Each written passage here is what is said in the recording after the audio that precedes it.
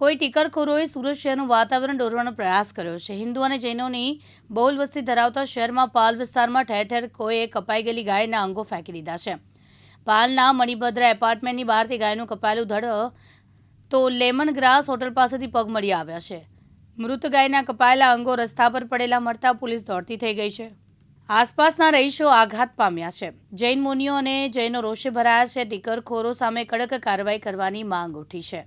જી મહારાજ, આજે કંઈક કોઈ અજાણ્યું વ્યક્તિ અહીંયા નાખીને ગયું છે, શું કહેશો આ વખતે? ઘટના એવી ઘટી હતી કે વહેલી સવારે અહીંયા પાલના શરૂઆતમાં મણિભદ્ર સોસાયટીમાં અમે આવી રહ્યા હતા। સોસાયટીના ઉપાશ્રયમાં પહોંચી પણ ગયા। પહોંચ્યા પછી થોડા સમયમાં એક યુવાન સમાચાર આપવા માટે આવ્યો કે બરોબર સોસાયટીની બહાર એક પશુનું ગળું કાપીને મૂકવામાં આવેલું છે। દોડતા અમે તરત બધા જ મહાત્માઓ અહીંયા આવ્યા અને ખરેખર જે હાલત જોઈને હાલત જોતાની સાથે હૈયું કંપી ઉઠ્યું। નિર્ણય કદાચ હવે એફએસએલની ટીમ કરશે। બ્લેક કલરનું મોઢું છે, મે બી ભેંસ પણ હોઈ શકે, મે બી ગાય પણ હોઈ શકે।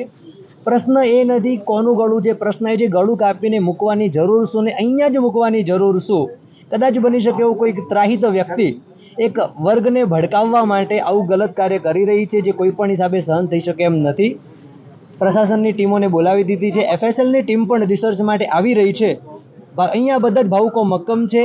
આ અહીંયા જ ગળું રહેશે, અહીંયા જ એના ટેસ્ટિંગ કરવામાં આવશે અને વહેલી તકે કોણે આ ગલત કાર્ય કર્યું, કોણે આ દુષ્કાર્ય કર્યું એ નિર્ણય કરવા સીસીટીવીના ફૂટેજ પણ વહેલી તકે ચેકિંગ કરવામાં આવે અને જેણે પણ આ પગલું લીધું છે તે વ્યક્તિ ઉપર એટલી કડક સજા કરવામાં આવે કે ભવિષ્યમાં એક ગાય, એક પશુ ઉપર પણ આંખ પણ ઊંચી કરવાની ભાવના ના રાખી શકે।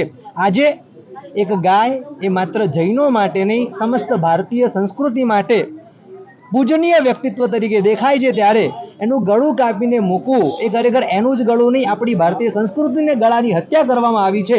તો કડકમાં કડક પગલાં અને આવી રીતે આજે અહીંયા મૂકવામાં, કાલે ધીરે ધીરે આગળ વધતા વધતા શું ન કરી શકે પ્રશ્ન થઈ શકતો નહોતો।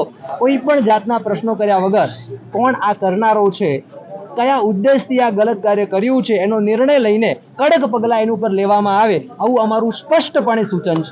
સવારે ખાનગી વ્યક્તિ દ્વારા અડાજણ પોલીસને મેસેજ મળેલો, એ આધારે અહીંયા સ્થળ ઉપર આવતા એક પ્રાણીનો જે ધડનો ભાગ હોય, માથાનો ભાગ એ પડેલો મળી આવેલો છે, જેમાં સ્કિન નથી, ઓછી દેખાય છે। તો સ્પોટ પર આવી અને પ્રાઇમરી અત્યારે એફએસએલ અધિકારીને બોલાવવામાં આવેલા છે। એનાથી સેમ્પલિંગ લેવામાં આવેલું છે, જેથી ડીએનએ ટેસ્ટ પછી એમાં કયું પ્રાણી છે એ નક્કી થઈ શકે।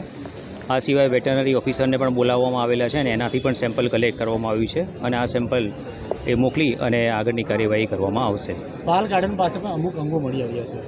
પાલ માટે મળી આવ્યા છે, એ પણ એફએસએલમાં મોકલી આપવામાં આવે છે ચકાસણી સારું કે કોના અવયવો છે। વેટરનરી ડૉક્ટરના કહેવા પ્રમાણે કોનું ગાયનું? અત્યારે એણે કોઈ કહ્યું નથી, એણે એવું કહ્યું છે એફએસએલમાં મોકલી આપશે સેમ્પલ।